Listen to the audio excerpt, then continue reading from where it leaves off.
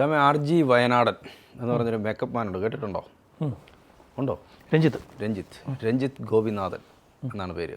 ഈ രഞ്ജിത്ത് ഗോപിനാഥനെ ഇപ്പോൾ excise arrest ചെയ്തിട്ടുണ്ട്. 45 ഗ്രാം കഞ്ചാവുമായിട്ടാണ് അട്ടഹാസം എന്ന് പറയുന്ന സിനിമയുടെ ലൊക്കേഷനിലേക്ക് രഞ്ജിത്ത് പോയത്. അപ്പോഴാണ് എക്സൈസ് പിടികൂടിയത്. അതായത് നേരത്തെ മുതൽ വരുന്ന ഒരു ആരോപണമാണ് ഈ ന്യൂ ജൻ സിനിമക്കാരുടെ സെറ്റുകളിൽ, ലൊക്കേഷനുകളിൽ ലഹരി മരുന്നിൻ്റെ ഉപയോഗം വ്യാപകമായിട്ടുണ്ട്. ഇടക്കാലത്ത് വെച്ചിട്ട് എക്സൈസും പോലീസും ഒക്കെ സെറ്റുകളിൽ കയറി പരിശോധിക്കാൻ തീരുമാനമെടുത്തിരുന്നു. പക്ഷേ അതിനെ ആ സമയത്ത് കൃത്യമായി ഇടപെട്ടുകൊണ്ട്, ഉന്നത നേതൃത്വം ഇടപെട്ടുകൊണ്ട് അത് നിർത്തിവെപ്പിച്ചു.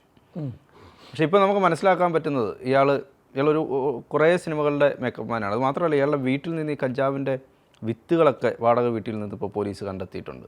അലമാരിയിൽ നിന്നും മേശപ്പുറത്തുമൊക്കെ വിത്ത്, തൈ ഇതൊക്കെ സൂക്ഷിച്ചു വെച്ച് വളരെ മഹത്തായ പ്രവർത്തനങ്ങൾ ചെയ്തുകൊണ്ടിരിക്കുന്ന ഒരാളാണ് RG വയനാടൻ. അപ്പോൾ അതിൻ്റെ കൂടുതൽ വിശേഷങ്ങൾ എന്തൊക്കെയാണ്? ഇത് മൂലമറ്റം കാഞ്ഞാറിൽ നിന്നാണ് ഇയാളെ പുലർച്ചെ പിടിച്ചിരിക്കുന്നത്. അട്ടഹാസം എന്ന് പറഞ്ഞ സിനിമയുടെ ലൊക്കേഷനിലേക്ക് ഇയാൾ പോവുകയായിരുന്നു. ഇത് പക്ക ഒറ്റാണ്, ഒറ്റ കൊടുത്തതാണ്. ഒറ്റ കൊടുക്കുക എന്ന് പറഞ്ഞു കഴിഞ്ഞാൽ ഇങ്ങനെയുള്ള കാര്യങ്ങളൊക്കെ ചെയ്യുമ്പോൾ ശത്രുക്കളെ അധികം ഉണ്ടാക്കി വെക്കാത്തതാണ് നല്ലത്. ഇയാൾ എന്തെന്ന് വെച്ചാൽ ഇയാളുടെ സ്റ്റാഫുകൾക്ക് ശമ്പളം കൊടുത്തില്ല. ഈ RG വയനാടൻ എന്ന് പറയുന്ന രഞ്ജിത്ത് ഗോപിനാഥൻ, ഇയാൾക്ക് പനമ്പള്ളി നഗറിൽ RG മേക്കപ്പ് സ്റ്റുഡിയോ എന്ന പേരിലൊരു സ്റ്റുഡിയോ ഉണ്ട്. അവിടെ കുറേ സ്റ്റാഫുകളുമുണ്ട്. അവർക്ക് ഏതാണ്ട് 3 മാസമായിട്ട് സാലറി ഇല്ലെന്നിരിക്കെ അവരെ എന്താ പറയുക, ഒരു തരം അടിമകളെ പോലെ കരുതിയാൽ അവരെന്ത് ചെയ്യും? പ്രതികരിക്കും. അവർ ഡയറക്റ്റായി പ്രതികരിച്ചില്ലെങ്കിലും അവരുടെ വായിൽ നിന്നും പുറത്തു പോകുന്ന വിവരം ഇത് കറങ്ങിത്തിരിഞ്ഞ് എവിടെ ചെല്ലും? വേറെ ആരെങ്കിലുമൊക്കെ വഴി എക്സൈസിൻ്റെ സ്ക്വാഡിൽ ചെല്ലും. സ്ക്വാഡിൽ ചെല്ലുമ്പോൾ പിന്നെ കണക്ട് ചെയ്ത് എക്സൈസ് ഈ ഇറങ്ങുന്ന സമയം അടക്കമുള്ള കാര്യങ്ങൾ പിടിക്കും. പിന്നെ ഒന്നാമത്തെ കാര്യം ഇതാണ്. രണ്ടാമത്തെ കാര്യം, ഒരു പ്രവൃത്തി ചെയ്യുമ്പോൾ അത് ബുദ്ധിപരമായി ചെയ്യണം. ബുദ്ധിപരമായി ചെയ്യുക എന്ന് പറഞ്ഞു കഴിഞ്ഞാൽ സ്റ്റേറ്റിലാകെ എക്സൈസും പോലീസും ഒക്കെ എന്താ പറയുക, പന്തം കൊളുത്തി പ്രകടനം നടത്തിക്കൊണ്ടിരിക്കുക, അരിച്ചു പറക്കുകയാണ്. ലേറ്റ് നൈറ്റിൽ വാഹനത്തിൽ ഇത്തരം വസ്തുക്കൾ കൊണ്ടുപോയി കഴിഞ്ഞാൽ 1 2 അരിച്ചു പറക്കും.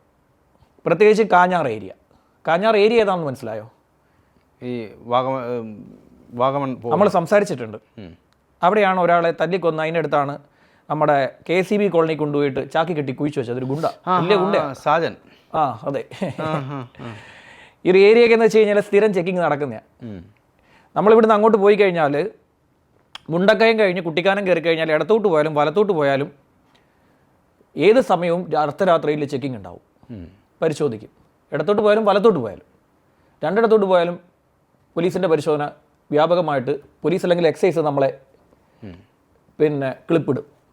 ഒന്നാമത്തെ കാര്യം, ഒറ്റ നിൽക്കുന്നുണ്ട്. അർദ്ധരാത്രി ലേറ്റ് നൈറ്റിൽ ഇത്തരത്തിലുള്ള സാധനവുമായി സഞ്ചരിച്ചു. പിന്നെ ഈ കയ്യിരിക്കുന്ന സാധനം വളരെ വിലപിടിപ്പുള്ള സാധനമാണ്. കിലോയ്ക്ക് 1 കോടിയാണ്. നല്ല വിലയുണ്ട്. ഹൈബ്രിഡ് കഞ്ചാവ് എന്ന് പറയുന്ന സാധനം നല്ല വില കൂടിയ ഉള്ള സാധനമാണ് ഹൈബ്രിഡ് കഞ്ചാവ്. ഈ കഞ്ചാവിൻ്റെ ഉപയോഗത്തിൽ 2 തരത്തിൽ കഞ്ചാവ് ഫീൽ ചെയ്യും. ഈ കഞ്ചാവ് ഇനങ്ങളെ 2 തരത്തിലുള്ള ചെടികളുണ്ട്. അപ്പോൾ ഞാൻ പേരൊക്കെ പറഞ്ഞു കൊടുത്തു കഴിഞ്ഞാൽ ഇതിപ്പോൾ അതും അടുത്ത പ്രശ്നമല്ല. ഇപ്പോൾ 2 ഇനമുണ്ട്. ഒന്ന് നല്ല ഉയരം കൂടിയ തരത്തിൽ വളരുന്ന ഈ വരണ്ട പാറക്കെട്ടുകളിൽ വളരുന്ന കഞ്ചാവ് ചെടിയുണ്ട്. ആ കഞ്ചാവ് ചെടിയുടെ ഒരു പ്രത്യേകത എന്ന് പറയുമ്പോൾ നമുക്ക് അമിതമായ എന്താ പറയുക, ഒരു ഊർജം കിട്ടും, അമിതമായിട്ടുള്ള ഒരു ഉത്സാഹം. നമ്മളൊരു പ്രവൃത്തി ചെയ്യാനിരിക്കുന്നു, ഇപ്പോൾ ഒരു കഥ എഴുതാനിരിക്കുന്നു, ഒരു സ്ക്രിപ്റ്റ് എഴുതാനിരിക്കുന്നു.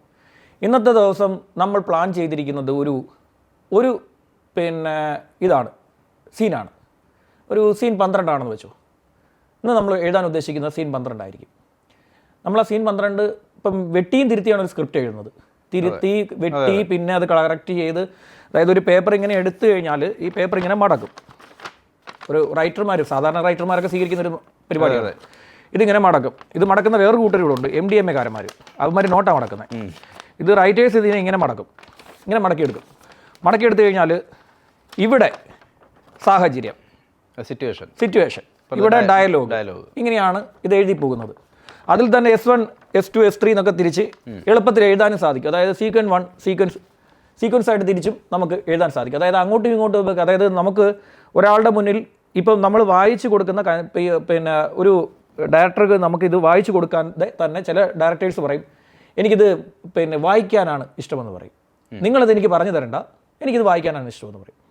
മലയാളത്തിൽ അടുത്തിടെ ഇറങ്ങിയ, ഏതാണ്ട് കഴിഞ്ഞൊരു 7 കൊല്ലത്തിനിടയ്ക്ക് ഇറങ്ങിയ നല്ല മനോഹരമായിട്ടുള്ളൊരു പോലീസ് സ്റ്റോറിയുടെ ചെയ്ത ഡയറക്ടർ, ആ ഡയറക്ടർക്ക് ഇത് സ്ക്രിപ്റ്റ് വായിക്കുകയുള്ളൂ. റൈറ്റർ എന്തിരുന്ന് വായിച്ചു കൊടുക്കുന്ന പുള്ളിക്ക് അത് ഇഷ്ടമല്ല. അത് മേടിച്ച് വെച്ചിട്ട് പുള്ളി തന്നെ ഇരുന്ന് പുള്ളിയുടെ ഫ്രീ ആയിട്ടുള്ള ടൈമിൽ അപ്പോൾ അങ്ങനെയുള്ള റൈറ്റേഴ്സ് നമ്മൾ ഇത് കൊണ്ടു കൊടുക്കുമ്പോൾ, ഇപ്പം ജോൺ ഇവിടെ കയറി വന്ന അത് ഇങ്ങനെ കുറച്ച് സംഭാഷണം ജോൺ പറയുന്നു, ഇത് ഞാൻ ശ്യാം എന്ന് പറയുന്ന വ്യക്തി ഇവിടെ നിന്ന് കേൾക്കുന്നു. ഇതേ സമയത്ത് തന്നെ ഈ കഥ ഈ ഇതിൽ തന്നെ കണക്ട് ചെയ്ത വേറൊരു സംഭവം അപ്പുറത്ത് കിടക്കുകയായിരിക്കും. അതിനെന്ത് ചെയ്യണം? S1 സീക്വൻസ് തിരിച്ച് എഴുതി കഴിഞ്ഞാൽ ഇതെന്താണെന്ന് എളുപ്പത്തിൽ മനസ്സിലാവും. അപ്പോൾ ഞാൻ പറഞ്ഞു വന്നത്, ചിലപ്പോൾ ആ ഒരു സീൻ 12ാമത്തെ ഒരു സീൻ എഴുതാൻ വേണ്ടി ഇരിക്കുന്ന ആൾ ചിലപ്പോൾ 20 വരെയൊക്കെ പൊക്കളെ ഇത് അടിച്ചു കഴിഞ്ഞാൽ ഇത് ഇങ്ങനെയൊക്കെയുള്ള ഒരു ഉന്മേഷം തോന്നും. അമിതമായിട്ടുള്ള ഉന്മേഷം തരുന്ന ഇതാണ് ഈ ഉയരത്തിൽ വളരുന്ന കഞ്ചാവ് ചെടിയുടെ പ്രത്യേകത. രണ്ടാമത്തെ ഇനം ഒരു വാഹനത്തിൻ്റെ പേരാണ്, അത് ഞാൻ പറയില്ല. ഇവിടെ ധാരാളമായി വിറ്റുപോയ ഒരു വാഹനത്തിൻ്റെ പേരാണ് ഈ രണ്ടാമത്തെ ഇനത്തിനുള്ളത്. അത് എന്ന് വെച്ച് കഴിഞ്ഞാൽ അധികം ഉയരത്തിൽ വളരില്ല. അതിൻ്റെ പ്രത്യേകത എന്ന് പറയുന്നത് നമുക്ക് സുഖമായിട്ടുള്ള ഉറക്കം കിട്ടും, യാതൊരു പ്രശ്നവുമില്ല. ഇനിയിപ്പം നാളെ രാവിലെ ഭൂമി ഇടിഞ്ഞ് ഈ പറയുന്ന പോലെ ഭൂമി മൊത്തത്തിൽ തകർന്ന് താഴോട്ട് പോയി ഒരു ഉരുൾപൊട്ടൽ വരാൻ പോവുകയാണ്, അല്ലെങ്കിൽ നാളെ നിങ്ങൾ മരിക്കാൻ പോവുകയാണെന്ന് പറഞ്ഞാലും സമാധാനമായി കിടന്നുറങ്ങും.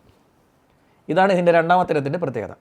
ഹൈബ്രിഡിൻ്റെ പ്രത്യേകത ഈ 2 തരത്തെയും യോജിപ്പിച്ചുകൊണ്ടുള്ള ഒരു സംഭവമാണ്. സങ്കരയിനം. ആ ഒരു സാധനം എന്ന് വെച്ച് കഴിഞ്ഞാൽ ഈ പറയുന്ന ആവറേജിലുള്ള ഉന്മേഷവും ഉണ്ട്, ആവറേജിലുള്ള സമാധാനവും ഉണ്ട്, എല്ലാ കാര്യങ്ങളും കിട്ടും. അതുകൊണ്ടാണ് ഇതിനെ ഈ ഹൈബ്രിഡ് എന്ന് പറയുന്ന ഒരു രീതി ഏകദേശം ഒരു 3 മാസം കൊണ്ട് തന്നെ ഇതിനെ വിപണിയിൽ എത്തിക്കുന്ന രീതിയിൽ എത്തിക്കാൻ പറ്റും. ഇതൊന്നുമല്ലാതെ വേറൊരു ഇനം കൂടിയുണ്ട്, ഹൈബ്രിഡ് എന്ന പേരിൽ വരുന്ന വേറൊരു ഇനം കൂടിയുണ്ട്. അത് ഈ പറയുന്ന ചെടിയുടെ ഇതിനെ ഉണക്കിയെടുത്ത് പിന്നീട് രാസവസ്തുവിലിട്ട് സംസ്കരിച്ചെടുത്ത് കൊണ്ടുവരുന്ന സാധനവും ഇവിടെ വരുന്നുണ്ട്. ഇത്തരത്തിലുള്ളതാണ്. അപ്പോൾ ഇത് ഏറ്റവും കൂടുതൽ വരുന്നത് തായ്ലൻഡിൽ നിന്നാണ്. ഈ 2 ഇനങ്ങളും 2 മേഖലയിൽ ഞാൻ പറഞ്ഞല്ലോ സാഹചര്യങ്ങൾ അനുസരിച്ചാണ് വരുന്നത്. ഇപ്പം ചില കഞ്ചാവ് ചെടികൾക്ക് അതിന് ലഭിക്കുന്ന സൂര്യൻ്റെ താപം അനുസരിച്ച് അതിൻ്റെ സ്വഭാവത്തിലും വ്യത്യാസമുണ്ടാകും. ഇവിടെ ഉണ്ടാക്കിയെടുക്കുന്ന, അതായത് ഒരു ഇനത്തിൻ്റെ ആൺ വിഭാഗത്തെ മറ്റൊരു ഇനത്തിൻ്റെ പെൺവിഭാഗത്തോട് പരാഗണം ചെയ്ത് പുതിയ ഒരു സസ്യത്തെ രൂപപ്പെടുത്തിയെടുക്കുന്ന രീതി, ഇങ്ങനെയുള്ള അനേകം ഗവേഷണങ്ങളാണ് ഇതിൽ നടന്നുകൊണ്ടിരിക്കുന്നത്. ഇത് പറഞ്ഞുകൊണ്ടിരുന്നപ്പോൾ ഞാൻ പെട്ടെന്ന് ആലോചിച്ച്, ഈ കഞ്ചാവ് ചെടി വളർത്തി ഇതാരായിരിക്കും കണ്ടുപിടിച്ച് ഈ ചെടി ഇങ്ങനെ കൊണ്ടുവന്ന് ഇതൊക്കെ സംസ്കരിച്ചെടുത്ത് വലിച്ചു കഴിഞ്ഞാൽ ഇങ്ങനെയൊക്കെ സംഭവിക്കും എന്ന് പുരാതന കാലം മുതലേ ഉണ്ട്. അതാ ഈ നിസാര കക്ഷിയല്ലപ്പോൾ. അല്ല, ഈ കഞ്ചാവിൻ്റെ മറ്റൊരു ഇനമായിട്ടുള്ള ഈ ഭാങ് ഉണ്ടല്ലോ, നമ്മൾ ഉത്തരേന്ത്യയൊക്കെ കഴിഞ്ഞ് അങ്ങോട്ടൊക്കെ പോയി കഴിഞ്ഞാൽ ഇവിടെ റോഡ് സൈഡിൽ വിൽക്കായിരിപ്പുണ്ട് ഈ ഭാങ്കിൻ്റെ ഇനങ്ങൾ. ഭാങ്ക് ഉപയോഗിച്ചുണ്ടാക്കിയിട്ടുള്ള വിഭവങ്ങൾ നമുക്ക് വാങ്ങാൻ സാധിക്കും. 50 രൂപയൊക്കെ മറ്റോ ആണെന്ന് തോന്നുന്നു, ഇപ്പോൾ എത്രയാണെന്ന് എനിക്കറിയില്ല, 50 രൂപ മറ്റോ ഒക്കെയാണ്. അപ്പോൾ ഇങ്ങനെയുള്ള സാധനങ്ങളൊക്കെ വിൽക്കാനുണ്ട്. അപ്പോൾ ഈ പല ഇനങ്ങളുണ്ട്. ഞാൻ പറഞ്ഞല്ലോ കഞ്ചാവിന് പല വകഭേദങ്ങളുണ്ട്. പണ്ടൊരു റിപ്പോർട്ടർ അബദ്ധം പറ്റിയിട്ട് ഉത്തരേന്ത്യ മൊത്തം കഞ്ചാവ് ചെടി നട്ടു വളർത്തുന്നതെന്ന് റിപ്പോർട്ട് ചെയ്ത് കളഞ്ഞു. ഇത് കണ്ടപ്പോൾ പുള്ളി വിചാരിച്ചു എല്ലാം നാട് മൊത്തം കഞ്ചാവ് എന്ന് വിചാരിച്ചു. അപ്പോൾ അദ്ദേഹം ഇവിടെ നിന്ന് ട്രാൻസ്ഫറായിട്ട് പോയതാണ്, ആദ്യമായിട്ട് ഉത്തരേന്ത്യയിലേക്ക് ട്രാൻസ്ഫറായി പോവുകയാണ്. അപ്പോൾ അദ്ദേഹം നോക്കിയപ്പോൾ ബസ്സിൽ ഇരുന്ന് നോക്കിയപ്പോൾ ചുറ്റും കഞ്ചാവ് ചെടി, റോഡിന് അപ്പുറവും കഞ്ചാവ് ചെടി ഇപ്പുറവും കഞ്ചാവ് ചെടി. അപ്പോൾ അദ്ദേഹം പിറ്റേന്ന് തന്നെ ഒരു സ്റ്റോറി ചെയ്തു. 2 ദിവസം കഴിഞ്ഞെന്ന് തോന്നുന്നു അദ്ദേഹം ഒരു സ്റ്റോറി ചെയ്തു, ഉത്തരേന്ത്യയിൽ വീശുന്ന കഞ്ചാവ് കാറ്റെന്ന് പറഞ്ഞിട്ട്. ശരിക്കും ഭാങ്ങാണ്. നാട്ടുകാർ മൊത്തം അദ്ദേഹം ഇപ്പോൾ തെറി വിളിച്ചു, എടോ ഇത് കഞ്ചാവിലോട് ഭാങ്ങാണ് എന്ന് പറഞ്ഞിട്ട് തെറി വിളിച്ചു.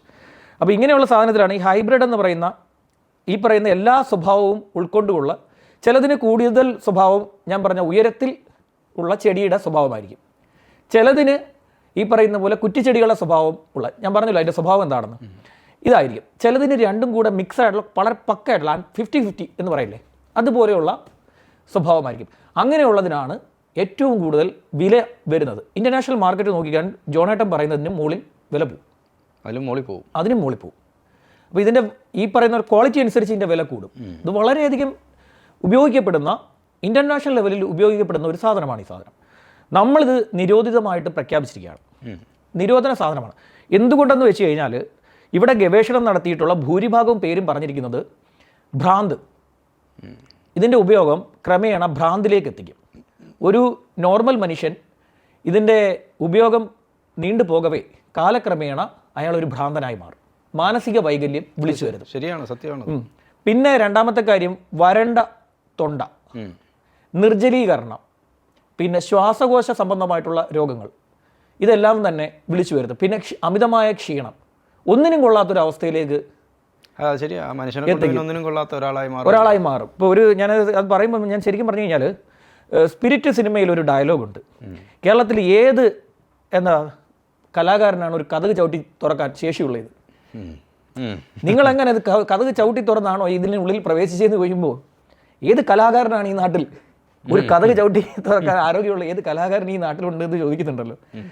അതുപോലെ ഒന്നിനും കൊള്ളാത്തൊരു മനുഷ്യനാക്കി, അതായത് എന്ത് പെട്ടെന്ന് ഊർജം തരുന്നോ, നാച്ചുറലായിട്ടല്ലാതെ എന്ത് ഊർജം നമുക്ക് തരുന്നോ അതിൻ്റെ ഇരട്ടി ഭവിഷ്യത്ത് നമുക്കുണ്ടാവും. അതെന്ത് വസ്തുവാണെങ്കിലും, നമുക്ക് ഈവൻ ഒരു എന്താ പറയുക, സ്ഥിരമായി തലവേദന വരുന്നു എന്ന് വെച്ചിട്ട് നമ്മളൊരു ടാബ്ലറ്റ് യൂസ് ചെയ്യുന്നു, പാർശ്വഫലമില്ലേ, ആഫ്റ്റർ എഫക്റ്റ് എന്ന് പറയുന്ന സാധനം ഉണ്ടാവും. ഇത് ശരിക്കും നാച്ചുറൽ ആയിട്ടുള്ളൊരു സാധനമല്ല ഈ ഹൈബ്രിഡ് കഞ്ചാവ്. ഇത് ശരിക്കും മനുഷ്യനിർമ്മിതമാണ്. ഇതൊരു സസ്യമാണെന്നൊക്കെ പറയുമ്പോൾ പോലും ഇത് ചെയ്യാൻ പറ്റാത്ത പ്രവൃത്തി ചെയ്തിട്ട് ഉണ്ടാക്കിയെടുത്ത സാധനമാണ്. മനസ്സിലായോ? ഇത് പറ, കഞ്ചാവിനെ കുറിച്ചുള്ള ഒരു സ്റ്റഡി ക്ലാസ്സായി മാറിക്കൊണ്ടിരിക്കുകയാണ്. ഞാൻ പറഞ്ഞതാ, ഒരു കുറുക്കന് നായിൽ കുഞ്ഞുണ്ടായാൽ എന്തായിരിക്കും അവസ്ഥ? അതാണ് ഈ സാധനം. അമ്മാതിരി സ്വഭാവമുള്ള, അതായത് രണ്ട് വ്യത്യസ്ത രീതികളുള്ള ഒരു സാധനത്തിനെ യോജിപ്പിച്ചുണ്ടാക്കിയിരിക്കുന്ന, അതായത് അമിതമായി പിന്നെ ഈ പറയുന്ന പോലെ ഒരു ആഹ്ലാദം പ്രൊഡ്യൂസ് ചെയ്യാൻ വേണ്ടി ഉണ്ടാക്കി തരുന്ന സാധനം. പക്ഷേ ഇത് വളരെ ഡേഞ്ചറാണ്. അതുകൊണ്ടാണ് നമ്മളിത് നിരോധിച്ചിരിക്കുന്നത്. 3 മാസം മുമ്പ് ഇത് ഇവിടെ വരുന്ന ഒരു രീതി കൂടി പറഞ്ഞുതരാം. സ്ത്രീകൾ ഉപയോഗിക്കുന്ന ചെരുപ്പ്, ഇതാണ് ഇതിൻ്റെ ഒരു മാർഗം. ഇത് വലിയ ഹീലുള്ള ചെരുപ്പിൻ്റെ ഹീലിളക്കും. ഹീലിളക്കിയിട്ട് ഹീലിൻ്റെ അടിഭാഗം മുഴുവൻ ഇത് നിറയ്ക്കും. ദെൻ അതിൻ്റെ മുകളിൽ ഈ പറയുന്ന മെറ്റീരിയൽസ് വെച്ച് ഒട്ടിക്കും. പിന്നെ അതിൻ്റെ മുകളിൽ സോഫ്റ്റ് ആയിട്ടുള്ള എന്താ പറയുക, ഈ പറയുന്ന ചവിട്ടുന്ന പാദം വരുന്ന ഭാഗം സോഫ്റ്റ് ആയിട്ട് സെറ്റ് ചെയ്ത്, അതങ്ങനെ ഒരു പേരുണ്ട്. അപ്പോൾ ഒരാൾ വന്നിട്ട് ഒരു സ്ത്രീയുടെ ചെരുപ്പ് വലിച്ച് ഇളക്കി നോക്കാൻ പറ്റില്ലല്ലോ എന്നൊരു ചിന്ത ഇവർക്കുണ്ട്. പിന്നെ ഈ സാധനമുണ്ട് മെറ്റൽസ് ഒന്നും അല്ലാത്തത് കൊണ്ട് ഇത് പിടിക്കാനും പറ്റൂല. അങ്ങനെ എളുപ്പം ഇതിനെ സ്കാനിങ്ങിലൊന്നും പിടിച്ചെടുക്കാനും പറ്റില്ല. ഇതാണ് ഇതിൻ്റെ ഒരു ഇത് ഏറ്റവും കൂടുതൽ വരുന്നത് തായ്ലൻഡിൽ നിന്നാണ്. ഇതൊരു വലിയ ഇൻ്റർനാഷണൽ മാർക്കറ്റ്. അവർ ഏറ്റവും കൂടുതൽ തായ്ലൻഡിൽ നിന്ന് നമുക്ക് ഏറ്റവും കൂടുതൽ അവിടെയുള്ള ഈ അവരുടെ വിപണി എന്ന് പറയുന്നത് ഇന്ത്യയാണ്. അവരുടെ വിപണി ഇന്ത്യയാണ്. അവരുടെ വിപണിയിൽ ഏറ്റവും വിപണിയിൽ തന്നെ അവരുടെ ഒന്നാമത്തെ സ്ഥാനം അവർ കൊടുത്തിരിക്കുന്നത്, ഈ സാധനത്തിൻ്റെ ഒന്നാമത്തെ സ്ഥാനം കൊടുത്തിരിക്കുന്നത് കർണാടകയ്ക്കാണ്, ബാംഗ്ലൂർ. കർണാടകയ്ക്കാണ്. കർണാടകയിൽ ഒന്നാം സ്ഥാനം കൊടുക്കാനുള്ള കാരണം കർണാടകയിൽ നിന്നാണ് ഇത് കേരളത്തിൽ ഏറ്റവും കൂടുതൽ ഒഴുകിക്കൊണ്ടിരിക്കുന്നത്. മുകളിലോട്ട് ഇത് കൊടുത്തിട്ട് കാര്യമില്ല. അവരവിടെ ബാങ്കൊക്കെ ഉണ്ട്. ഈ കോടിക്കണക്കിന് വരുന്ന സാധനം മേടിച്ച് വലിക്കുന്നതിന് അവർ ബാങ്ക് വിലക്കി കുടിക്കുന്നു. റോഡ് സൈഡിൽ ഇരിക്കുന്ന സാധനത്തിനെ പിടിച്ചുകൊണ്ട് ഉണക്കി പൊടിച്ച് കത്തിച്ച് വലിക്കുന്നതിന് എന്തോ പ്രശ്നം അവർ ഈ കാശ് മുടക്കി ഇതിൻ്റെ ആവശ്യമില്ല. ഇതിൻ്റെ ഒരു വലിയ വിപണി കണ്ടെത്തിയിരിക്കുന്നത് ഈ ബംഗളൂരു പോലെയുള്ള നഗരങ്ങളാണ്. അവിടെ ഉണ്ടാകാനുള്ള കാരണം, ബംഗളൂരിനെ കാണാനുള്ള സാധ്യത മെഡിക്കൽ വിദ്യാഭ്യാസ മേഖലയിലാണെങ്കിലും ടെക്നിക്കൽ വിദ്യാഭ്യാസ മേഖലയിലാണെങ്കിലും, ഇനി ഈ രണ്ട് വിഭാഗത്തിലും പെട്ട അതിനൊപ്പം IT മേഖലയിലുള്ളവരാണെങ്കിലും ജോലി തേടിയെത്തുന്നിടത്തിലും വിദ്യാഭ്യാസ മേഖലയിൽ എത്തുന്നത് ഏറ്റവും കൂടുതൽ ബംഗളൂരിലാണ്. ഈ 4 സംസ്ഥാനം നോക്കുമ്പോൾ ഈ ചുറ്റും നിൽക്കുന്ന, അതായത് ഒരു വലിയ നഗരം, അവിടെ നിന്ന് തന്നെ ഇത് ഇങ്ങോട്ട് കടത്താനും പറ്റും. ഇവിടെ എന്ത് വില കൊടുത്താലും മേടിക്കാൻ പറ്റും. അതാണ് ഇതിൻ്റെ ഒരു പ്രത്യേകത. നമ്മൾ എന്ത് വില കൊടുത്തും ലഹരി മേടിച്ചു കൂട്ടും. ഈ പിന്നെ കൊറോണ ലോക്ക്ഡൗൺ ഉണ്ടായ സമയത്ത് ഇവിടെ മദ്യത്തിൻ്റെ വില എന്ന് പറയുന്നത് കേട്ട് കഴിഞ്ഞാൽ നിങ്ങൾ ഞെട്ടിപ്പോവും. അത്രയും വലിയ വിലയിലാണ് വ്യാജ ഇവർ വിറ്റത്. ഇവിടുത്തെ പല ബാറുകാരും ബാറിനുള്ളിൽ തൊഴിലാളികളുണ്ടായിരുന്നു, അടച്ചുപൂട്ടിയ ബാറിനുള്ളിൽ തൊഴിലാളികളുണ്ടായിരുന്നു. ഈ ബാറിലെ തൊഴിലാളികൾ എന്ത് ചെയ്യുമെന്ന് വെച്ച് കഴിഞ്ഞാൽ, ഈ ജവാൻ എന്ന് പറയുന്ന ഒരു മദ്യമുണ്ട്, കേരള സർക്കാരിൻ്റെതാണ്. ഇത് 2000 രൂപ വിലയ്ക്ക് വരെയാണ് ഇവിടെ വിറ്റുകൊണ്ടിരുന്നത്. 2000-ന് മുകളിൽ പോവുകയും ചെയ്തിട്ടുണ്ട്. ഈ ജവാൻ എന്ന് പറയുന്ന മദ്യം ഒന്ന് ആലോചിച്ച് പോകണം. 2000 രൂപയ്ക്ക് ഒരുമാതിരി ഈ പറയുന്ന പോലെ ഈ ലോക്കൽ മാർക്കറ്റിൽ അതിൻ്റെ 4/1 പോലും വിലയില്ലാത്ത ആ സാധനം 2000 രൂപയ്ക്ക് വിറ്റു. അത്രയും വലിയ വിലയ്ക്ക് ഇവിടെ വിറ്റിട്ടുണ്ട്. അപ്പോൾ അതായത് മലയാളികളുടെ ഒരു പ്രത്യേകത ലഹരി വാങ്ങാൻ ആളുണ്ട്. അപ്പോൾ ഇദ്ദേഹം ഇപ്പം നമ്മൾ വിഷയത്തിൽ നിന്നും കുറച്ച് വ്യതിചലിക്കാനുള്ള കാരണം, ഹൈബ്രിഡ് കഞ്ചാവ് എന്നൊക്കെ കേട്ട് കഴിഞ്ഞാൽ ഇത് എന്താണെന്ന് ആദ്യം പ്രേക്ഷകരെ അറിഞ്ഞിരിക്കണം. അതുകൊണ്ടാണ് ഞാൻ പറഞ്ഞത്, ഇതിൻ്റെ ഒരു സ്വഭാവത്തെക്കുറിച്ച് ആദ്യം അറിഞ്ഞിരിക്കണം. അപ്പോൾ ഈ മനുഷ്യൻ നേരെ പോകുന്നത് പിന്നെ അട്ടഹാസം എന്ന് പറഞ്ഞ സിനിമയുടെ ലൊക്കേഷനിലേക്കാണ്. ഇദ്ദേഹം ഇത് ഒറ്റയ്ക്കിരുന്ന് വലിക്കാനാണോ കൊണ്ടുപോകുന്നത് എന്നുള്ളതാണ് ആദ്യത്തെ ചോദ്യം. അതാണ് ഞാൻ തുടക്കത്തിൽ പറഞ്ഞത്. വെറുതെ ഇരുന്ന് ഒറ്റയ്ക്കിരുന്ന് എന്നാൽ ഞാൻ കുറച്ച് 45 ഗ്രാം ഹൈബ്രിഡ് കഞ്ചാവ് വെച്ച് വലിച്ചേക്കാം എന്ന ചിന്ത ഇദ്ദേഹത്തിന്. മേക്കപ്പ് ചെയ്യുന്നതിനിടയ്ക്ക് മേക്കപ്പ് ചെയ്യുന്നതിനിടയിൽ കഴിവുള്ള മനുഷ്യനാണെന്നേ. ചെയ്തിരിക്കുന്ന സിനിമകളൊക്കെ പിന്നെ ഒരുപാട് സിനിമകൾ ഇദ്ദേഹം ചെയ്തിട്ടുണ്ട്, ഒരുപാട് സിനിമകൾ ചെയ്തിട്ടുണ്ട്. രോമാഞ്ചം, സൂക്ഷ്മദർശിനി ഇതെല്ലാം മികച്ച സിനിമകളാണ്, വിജയമായിട്ടുള്ള സിനിമയാണ്. അത്തരം വിജയകരമായിട്ട് മുന്നോട്ട് പോയ സിനിമകളിലൊക്കെ മേക്കപ്പ് ആർട്ടിസ്റ്റ് ആയിട്ടുള്ള ഒരു മനുഷ്യൻ അദ്ദേഹത്തിന്റെ കൊച്ചിയിലെ വസതി പരിശോധിച്ചപ്പോൾ അദ്ദേഹത്തിന്റെ കിച്ചണിൽ നിറയെ ഈ പറയുന്ന പോലെ പച്ചക്കറിയല്ല മേടിച്ചു വെച്ചേക്കുന്നത്, കത്തിച്ച് വലിച്ചിട്ട് ആശ്രയിൽ തട്ടി വെച്ചിരിക്കുകയാണ്. ചാരം മാത്രമല്ല, ഇതിന്റെ അകത്ത് ഈ പറയുന്ന പോലെ ഇതിന്റെ അരി ഉണ്ടല്ലോ, ഇതിന്റെ അരി ചേർത്ത് വലിച്ചു കഴിഞ്ഞാൽ കിളിപാറി പോകുന്ന കേട്ടിട്ടുള്ളത്. അങ്ങനെയുള്ള കാര്യമുണ്ട്. പിന്നെ ഇതിന്റെ ഒരു വലിയ പ്രശ്നമുണ്ട് കേട്ടോ, ഈ പ്രമേഹം പോലെയാണ് ഇതിന്റെ ഒരു സ്വഭാവം. പ്രമേഹം പോലൊരു സ്വഭാവം ഇതിനുണ്ടാവും. പ്രമേഹ രോഗികൾക്ക് എന്തൊക്കെ പ്രത്യേകത ഉണ്ടാവും അതെല്ലാം ഉണ്ടാവും. എന്തൊക്കെ പ്രത്യേകതകൾ ഉണ്ടാവും അത് മുഴുവൻ ഇത് കൊണ്ടുതരും. ഈ ഉന്മേഷമൊക്കെ ഇറങ്ങി പോകുമ്പോഴത്തേക്ക് പിന്നെ അനുഭവിക്കാൻ പോകുന്ന ഇതൊക്കെയാണ്. ഉന്മേഷം പെട്ടെന്ന് ഇറങ്ങി പോകും. ഉന്മേഷം നിൽക്കും, 8 മണിക്കൂറിന് മുകളിൽ നിൽക്കുമെന്നാണ്.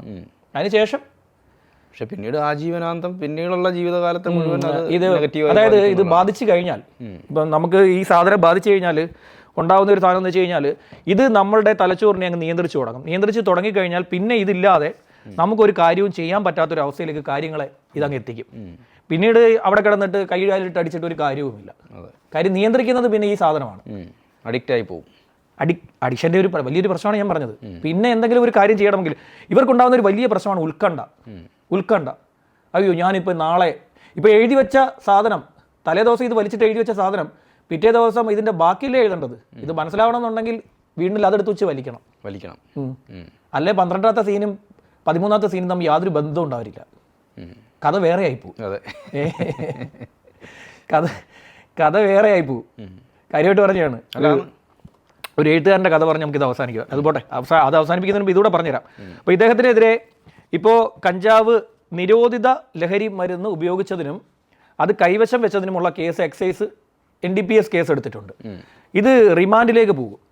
ഇപ്പോൾ എക്സൈസ് തീരുമാനിച്ചിരിക്കുന്ന ഒരു കാര്യം, അട്ടഹാസം സിനിമയുടെ ലൊക്കേഷനിൽ റെയ്ഡ് ആവശ്യമാണ്. അതിന് ആദ്യം എന്തുവേണമെന്ന് വെച്ചാൽ സർക്കാരിൽ നിന്നുള്ള പെർമിഷൻ ഇവർക്ക് കൊടുക്കണം. സർക്കാരിൽ നിന്നുള്ള പെർമിഷനൊക്കെ കിട്ടി. പക്ഷേ അവിടെ എത്തുമ്പോഴത്തേക്ക് ഇത് ഷൂട്ടിംഗ് നടക്കുന്ന എവിടെയാണെന്ന് അറിയാമോ?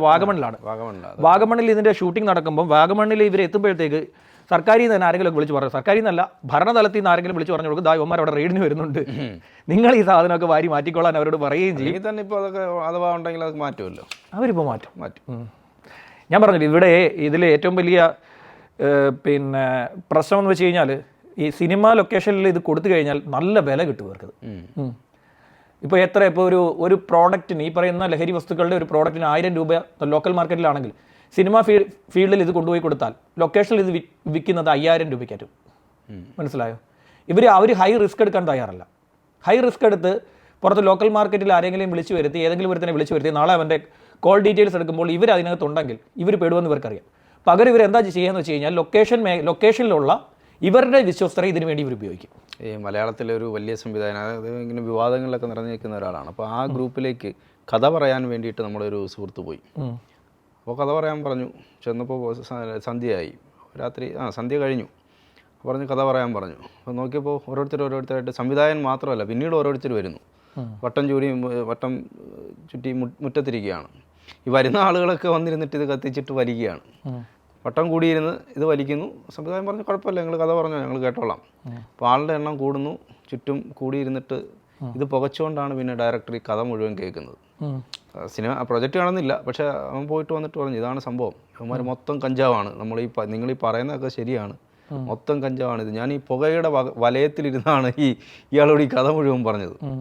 അങ്ങനെ പിന്നെ എന്ന് പറഞ്ഞാൽ പണ്ട് ഈ കൊച്ചിയിൽ ഒരു സ്ക്രിപ്റ്റ് റൈറ്റർ ഇതുപോലെ ലഹരിയൊക്കെ ഉപയോഗിച്ചിട്ട്, അപ്പോൾ അതിൻ്റെ തൊട്ടപ്പുറത്തെ ഫ്ലാറ്റിൽ തന്നെ, അയാൾ ഫ്ലാറ്റിലാണ്, തൊട്ടപ്പുറത്തെ ഫ്ലാറ്റിൽ അവിടെ ഒരു അമ്മയും കുഞ്ഞുണ്ട്, ചെറുപ്പക്കാരിയായ അമ്മ. ഈ അമ്മ കുഞ്ഞിന് പാല് കൊടുത്തുകൊണ്ടിരുന്ന സമയത്ത് ഇയാൾ ഈ സ്ക്രിപ്റ്റ് എഴുതുക. നേരത്തെ ശ്യാം ഈ കഞ്ചാവ് അടിച്ചിട്ട് എഴുതുന്ന കാര്യം പറഞ്ഞുകൊണ്ടാണ്.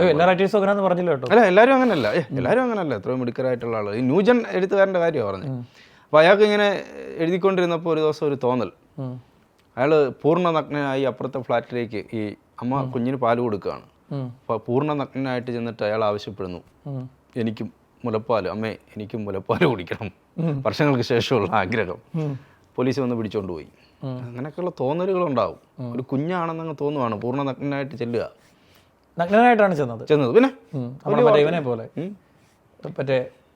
പിന്നെ ഡെലിവറി കഴിഞ്ഞ പെണ്ണിന്റെ റൂമിലേക്ക് അത് മറ്റേ നമ്മൾ പറഞ്ഞ കൂടെ കയറി ചെല്ലും. കൂടെ കയറി ചെല്ലുന്നു. അവസാനം അവൻ റിമാൻഡിലാണ്. റിമാൻഡിലാണ്. ഇങ്ങനെ ഇവര് വ്യാപകമായിട്ട് ഇപ്പൊ ഇതിന്റെ വില ഭയങ്കരമായിട്ട് കിട്ടുന്നത് കൊണ്ടാണ് ഈ പറയുന്ന ലൊക്കേഷനുകളിലേക്ക് ഇത് എത്തിച്ചു കൊടുക്കുന്നത്. അപ്പൊ ഇദ്ദേഹം വഴി ഇവര് ചെയ്യേണ്ട ഒരു കാര്യം എന്ന് വെച്ച് കഴിഞ്ഞാൽ ഇത് ഒന്നാമത്തെ കാര്യം, ഇതൊരു ക്രൈം ആണെന്ന് അവർക്ക് തന്നെ അറിയാം. ഒരിക്കൽ പിടിക്കപ്പെട്ട് കഴിഞ്ഞാൽ കരിയർ പോവും. അവര് ഈ പറയുന്ന ഇത് ഉപയോഗിക്കുന്ന വലിയ ആളുകൾ, ലൊക്കേഷനിൽ ഇത് ഉപയോഗിക്കുന്ന വലിയ ആളുകൾ, അവരുടെ സേഫ് സോണിൽ നിന്നാണ് ഇത് കളിക്കുന്നത്. ഒരു കാരവാനിലൊക്കെ വെച്ചായിരിക്കും. മാത്രമല്ല അവരവരുടേതായിട്ടുള്ള ഹോട്ടൽ റൂമിൽ വെച്ചിട്ട് പക്ഷെ ഇതിന്റെ ഇടഭാഗത്ത് നിൽക്കുന്ന നല്ല കലാകാരന്മാരൊക്കെ ഇതിൽപ്പെട്ടു. ഇദ്ദേഹം നല്ലൊരു കലാകാരനാണ്, അറിയപ്പെടുന്ന കലാകാരനാണ്. നമുക്ക് പലപ്പോഴും നമ്മുടെ നേരത്തെ ഉണ്ടായിരുന്നൊരു, ഞാൻ വർക്ക് ചെയ്തിരുന്ന ഒരു ചാനൽ, ഒരു പ്രോഗ്രാം ചാനലിലൂടെ ഉണ്ടായിരുന്നു. അവിടെ ഇദ്ദേഹം വരാറുണ്ടായിരുന്നു. അദ്ദേഹത്തിന്റെ ഒരു സുഹൃത്ത് അവിടെ വർക്ക് ചെയ്യുന്നുണ്ടായിരുന്നു. അദ്ദേഹത്തെ വിളിക്കാനൊക്കെ അദ്ദേഹം വരുന്ന ഞാൻ കണ്ടിട്ടുണ്ട്. നല്ല മനുഷ്യനാണ്. നല്ല മനുഷ്യൻ എന്ന് വെച്ച് കഴിഞ്ഞാൽ നമ്മൾ കാണുമ്പോൾ അദ്ദേഹം പെർഫെക്റ്റ് ആയിട്ടുള്ള മനുഷ്യരാണ്. ഇതുപോലെ എല്ലാ മനുഷ്യർക്കും ഓരോ പ്രശ്നങ്ങളുണ്ടാവും. പക്ഷേ ഇത്തരത്തിലുള്ള കേസുകളിൽ വന്ന് പെട്ട് കഴിഞ്ഞുള്ള പ്രശ്നം എന്ന് വെച്ചാൽ പിന്നെ ആരും അടുപ്പിക്കില്ല. കരിയർ ഇല്ലാതായി പോകും. കാര്യം എന്ന് വെച്ച് കഴിഞ്ഞാൽ ഒരു ആരോപണം നേരിട്ട് കഴിഞ്ഞാൽ പിന്നെ ആരും അയ്യോ അവൻ്റെ കൂടെ നടന്നു കഴിഞ്ഞാൽ എന്നെ കൂടി, എൻ്റെ ഭാവിയെ കൂടി ബാധിക്കുമോ എന്ന് കരുതുന്നവർ എന്ത് ചെയ്യും? ഒഴിവാക്കി വിടും. തകരാൻ പിന്നെ വേറൊന്നും വേണ്ട. തകരാൻ പിന്നെ ഈ പറയുന്ന പോലെ വലിയൊരു നടനായിരുന്നു കലാഭവൻ മണി. അദ്ദേഹത്തിന് വനം വകുപ്പിന്റെ ഏരിയയിൽ വെച്ചൊരു ചെറിയൊരു പ്രശ്നമാണ്. അതിന്റെ പേരിൽ അദ്ദേഹം ദീർഘകാലം വേട്ടയാടപ്പെട്ടു. പല നടീനടന്മാരും അദ്ദേഹത്തിനോട് സംസാരിക്കുന്നതിൽ നിന്ന് മാറി നടന്നൊരു കാലഘട്ടം അദ്ദേഹത്തിനുണ്ടായിരുന്നു. അതായത് അദ്ദേഹത്തെ മാനസികമായി നല്ല രീതിയിൽ വേദനിപ്പിച്ചു. തോൾ കൈയിട്ട് അദ്ദേഹത്തിന്റെ പേര് പറഞ്ഞ് ഇന്ന് കരയുന്ന പലരും അദ്ദേഹത്തെ ഒഴിവാക്കി വിട്ടവരാണ്. അദ്ദേഹത്തിന്റെ കൂടെ നിന്നവരും അദ്ദേഹത്തിന്റെ രക്തം കുടിച്ചു. അദ്ദേഹത്തെ ഒഴിവാക്കി വിട്ടവരും ഒരു കാലഘട്ടത്തിൽ അദ്ദേഹത്തിന്റെ രക്തം കുടിച്ചവരാണ്. അപ്പോൾ ഈ സിനിമാ സെറ്റുകളിലാവുമ്പോൾ ഇതിപ്പോൾ വലിയ വിവാദമാവും. ഇത് ഞാൻ നേരത്തെ പറഞ്ഞ പോലാണ്. വാർത്ത നിൽക്കുമ്പോൾ പോലീസാണെങ്കിലും എക്സൈസ് ആണെങ്കിലും കാര്യമായി ഇടപെടും. ആരും അറിയാത്തൊരു കേസാണെങ്കിൽ ഇവർ വിചാരിക്കും ഇതിപ്പോൾ വലിയ ചർച്ചയൊന്നും ഇല്ലല്ലോ, എന്തെങ്കിലുമൊക്കെ തട്ടിക്കൂട്ടിയൊക്കെ പോകാമെന്ന് വിചാരിക്കും. മാധ്യമങ്ങൾ ഇങ്ങനെ ഇടപെടുന്നു എന്ന് തോന്നിക്കഴിഞ്ഞാൽ ഇവർ ഉണരും. ഇവരിനി കാര്യമായി ഇടപെട്ട് കളയും. ഞാൻ നേരത്തെ ഒരു കൊലപാതകത്തിൻ്റെ കഥ പറഞ്ഞ പോലെയാണ്. കഴിഞ്ഞ ദിവസം നമ്മൾ ആ കൊലപാതകത്തിൻ്റെ കഥ പറഞ്ഞല്ലോ. കൊലപാതകത്തിൻ്റെ കഥ, കൊലപാതകം ചെയ്യുമ്പോൾ എങ്ങനെ വേണമെന്ന് ഒരു ഉദ്യോഗസ്ഥൻ പറഞ്ഞു എന്ന് പറഞ്ഞു. ഇപ്പോൾ ഒരു പ്രേക്ഷകൻ എന്നോട് അതൊരു പരാതിയായി പറഞ്ഞു. അങ്ങനെ പറയാൻ പാടില്ലായിരുന്നു, അത് ക്ഷമിക്കുക.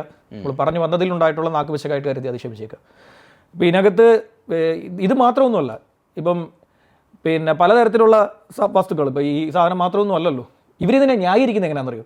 ഇത് പ്രകൃതിയിൽ വരുന്ന ഒരു സസ്യമല്ലേ, നിങ്ങൾക്ക് എന്താണ് ഇത്ര പറയുന്ന പിന്നെ നിങ്ങൾക്ക് എന്താണ് ഇത്ര വലിയ കുഴപ്പം? പ്രകൃതിയിൽ വളരുന്ന ഒരു സസ്യത്തെ അത് ഉപയോഗിക്കാൻ വേണ്ടിയാണ് പ്രകൃതി ഓരോ വസ്തുക്കളെയും ഇവിടെ നിർമ്മിച്ചിരിക്കുന്നത് എന്നൊക്കെ പറഞ്ഞ് വളരെ ഇതായിട്ട് സംസാരിക്കും. ഇത് ഞാൻ പറഞ്ഞത് അതല്ല പ്രശ്നം. പ്രകൃതിയിൽ വളരുന്ന ഒരു സാധനമാണ് ഒതളങ്ങ. പിടിച്ച് തോരൻ വെക്കണമെന്ന് നിങ്ങൾ എല്ലാവരും പ്രകൃതിയിൽ വളരുന്നതാണല്ലോ ഒതളങ്ങ, പിടിച്ച് തോരൻ വെക്കണം. പിന്നെ നായ്ക്കരണം, അതിന്റെ മുള്ളു പിടിച്ച് ദേഹത്ത് വരയ്ക്കണം, പ്രകൃതിയിൽ വളരുന്നതല്ലേ. ചാര് കെട്ടിപ്പിടിച്ച് കുറച്ച് പോയി നിന്ന് കെട്ടിപ്പിടിക്കണം, കുറച്ചു നേരം കെട്ടിപ്പിടിച്ച് അവിടെ നിൽക്കും, രസമല്ലേ ഇതൊക്കെ, സമയം പോകും. ഇത് മാത്രമൊന്നുമല്ല, ഞാൻ പറഞ്ഞ പോലെ എക്സ്റ്റസി മാൻഡി എന്നൊക്കെ പറഞ്ഞിട്ട് വേറെ സാധനങ്ങളുണ്ട്. ചാരി കണ്ടിട്ടില്ലെങ്കിൽ കൊല്ലത്ത് നമ്മുടെ അഡ്വഞ്ചർ പാർക്ക് വന്നാൽ ആദ്യം അവിടെ ഉണ്ട്. ഞാൻ വിചാരിച്ചു കുണ്ടറയിൽ ചെന്ന് നിൽക്കും. അല്ല മണ്ടം മാറി. അപ്പോൾ ഇതിലെ എക്സ്റ്റസി മാൻഡി എന്നൊക്കെ പറയുന്ന സാധനങ്ങളുണ്ട്. എക്സ്റ്റസി മാൻഡി അത് കഞ്ചാവല്ല. എക്സ്റ്റസി എന്ന് പറയുന്നത് MDMA ഗുളിക രൂപത്തിൽ വരുന്ന സാധനമാണ്. ഇത് വ്യാപകമായിട്ട് അവിടെ വരുന്നുണ്ട്. എക്സ്റ്റസി. മാൻഡി എന്ന് പറയുന്ന മാൻഡി ക്രിസ്റ്റൽ രൂപത്തിലുള്ള MDMA ആണ്. ഇതും ഈ പറയുന്ന പോലെ ലൊക്കേഷനുകൾ വരുന്നുണ്ട്, എല്ലാ സാധനവും വരുന്നുണ്ട്. അതിന് പക്ഷേ ഒന്നിനും മുട്ടില്ല. ഇരയാക്കപ്പെടുന്നത് ഇത്തരത്തിലുള്ള ആളുകൾ. ഇവരൊക്കെ വിചാരിക്കും ഞങ്ങൾ വളരെ വലിയ, നമ്മൾ എത്ര വലുതായി ഉയർന്നു എന്ന് എത്രയോ വളരട്ടെ. ആദ്യം ചിന്തിക്കേണ്ടത് നമ്മൾ വന്ന സ്ഥലത്തെക്കുറിച്ച് ആലോചിക്കണം. എവിടെ നിന്ന് വന്നു, ആ വന്നിടത്തെക്കുറിച്ച് ആലോചിക്കുമ്പം ഈ വളർച്ചയൊന്നും എന്താ പറയുക, ഇവിടെ വരെ എത്തി, ഇനിയും ഒരുപാട് മുന്നോട്ട് പോകാനുണ്ടെന്നുള്ളൊരു ചിന്ത വരും. അയ്യോ, ഞാൻ അവിടെ നിന്ന് ഇവിടെ വരെ എത്തിയത് എൻ്റെ ഏതൊക്കെ പ്രവൃത്തികളിലൂടെയാണ്? ഇത് വലിച്ചിട്ടാണോ ഇവിടെ വരെ എത്തിയത്? ഇവിടെ എത്തിക്കഴിഞ്ഞിട്ടാണല്ലോ ഇത് തുടങ്ങിയത്. ഇവിടെ എത്തിക്കഴിഞ്ഞാണല്ലോ തുടങ്ങിയത്. അപ്പോൾ മനസ്സിലാവും ഈ പ്രശ്നമല്ല. എന്ന് വെച്ച് ഇത് ഉപയോഗിക്കുന്നവരെ ഒരു ന്യായീകരിക്കാൻ പറ്റാത്തൊരു സാധനം ഈ മദ്യപാനികളെ ന്യായീകരിക്കുമല്ല. ഈ മദ്യപാനികളുടെ ഒരു പ്രശ്നം എന്ന് വെച്ച് കഴിഞ്ഞാൽ, മദ്യപാനികളിൽ ശ്രദ്ധിച്ചാൽ മതി, അവിടെ ഈ ബാറിൽ പോയിരിക്കുന്ന ഭൂരിഭാഗം പേരും അങ്ങനെ ചിരിച്ചുകൊണ്ട് സംസാരിക്കാൻ വളരെ കുറച്ച് പേര് മാത്രമേ ഉണ്ടാവുള്ളൂ. ഈ ഒറ്റയ്ക്ക് വന്നിരുന്ന് മദ്യപിക്കുന്നവരെ ശ്രദ്ധിച്ചാൽ മതി. ഇവർ ലോകത്തിലെ സകല പ്രശ്നങ്ങളും തലയിൽ കയറ്റിയിട്ടാണ് അവിടെ വന്നിരിക്കുന്നത്. ആണ്, ഇത് ഞാൻ പറഞ്ഞതല്ല, ഒരു റിട്ടയർഡ് ആയിട്ടുള്ള ജോയിന്റ് എക്സൈസ് കമ്മീഷണർ പറഞ്ഞാണ്. ശരി. അദ്ദേഹം പറഞ്ഞതാണ്, നിങ്ങൾ ഒറ്റയ്ക്കിരുന്ന് മദ്യപിക്കുന്നവരെ, ബാറിലിരുന്ന് മദ്യപിക്കുന്നവരെ ശ്രദ്ധിച്ചാൽ മതി. അവർ എന്തെങ്കിലും ചിലപ്പോൾ മൊബൈലിനകത്ത് കുത്തിയിരിക്കുകയാണെങ്കിൽ അവരുടെ മനസ്സ് ഇവിടങ്ങുമായിരിക്കത്തില്ല. അങ്ങനെയുള്ള ആളുകളും ഉണ്ട് എന്ന് പറയാറുണ്ട്. ഇവർക്ക് പക്ഷേ ഇതൊരു പ്രശ്നമല്ല. ഇവർ കഴിവ് വളർത്തുക എന്നതാണ് ഇവരുടെ ഒരു ഉദ്ദേശം. കഴിവ് വളർത്തുക, അതിനുള്ള ഒരു നല്ല എന്താ പറയുക, ഈ പറയുന്ന പോലെ വളമാണിതെന്ന് ഇവർ കരുതുന്നു. അപകടമാണ്, വിളിച്ചു വരുത്തുന്ന അപകടം. ഭ്രാന്തനെ പോലെ സമൂഹം കാണും. കഞ്ചാവിൻ്റെ ലേഹ്യം ഉണ്ട് എന്നാണ് സിനിമാ മേഖലയിലെ ഒരാൾ എന്നോട് പറഞ്ഞത്. ഉണ്ടല്ലോ, അത് അടിച്ചിട്ടാണ് നമ്മുടെ വലിയ ചില താരങ്ങളൊക്കെ വരുന്നത്. അപ്പോൾ അവർക്ക് ഭയങ്കര എനർജിയാണ്. ശ്യാം നേരത്തെ പറഞ്ഞ പോലെ ഫൈറ്റ് ചെയ്യണോ, കെട്ടിടത്തിൻ്റെ മുകളിൽ നിന്ന് ചാടണോ എന്നൊക്കെ പറഞ്ഞ് എന്തിനും തയ്യാറാണ്. അങ്ങനെയൊക്കെയുള്ള വലിയ താരങ്ങളുണ്ട്. ഈ തിരുവനന്തപുരത്ത് ഒരു വലിയ റെയ്ഡ് പണ്ട് നടന്നു 2014-15 വലിയ റെയ്ഡാണ്. ഒരു സാധനം പിടിച്ചു, പറയുന്നില്ല, ഇനിയിപ്പോൾ അതിൻ്റെ പറയലും ആരും പോകണ്ട. അതെ, അത് പിടിച്ചത് കൊണ്ടുവന്ന് പിന്നെ എക്സൈസിൻ്റെ ഓഫീസിൽ കൊണ്ടുവച്ചു. ഇത് തുറന്ന് പരിശോധിച്ചുകൊണ്ടിരിക്കുമ്പോൾ നമ്മളവിടെ റിപ്പോർട്ടിങ് നോക്കിയാണ് നമ്മൾ ആദ്യം വന്നത്. അപ്പോൾ ആ ഉദ്യോഗസ്ഥനെ എനിക്ക് അറിയുകയും ചെയ്യാം. ഞാൻ ഇതിൻ്റെ ഗന്ധം എന്താ സാറേ എന്ന് വെച്ചു. ആ ഗന്ധം എന്താണെന്ന് അറിയണമെങ്കിൽ ആ പിടിച്ച ഉദ്യോഗസ്ഥനെ നീ പോയി നോക്കാൻ പറഞ്ഞകത്ത്. പുള്ളി ഉടുപ്പൊക്കെ തുറന്നിട്ട് ഈ വീശുക പാനിട്ടിട്ടുണ്ട്. ശരി.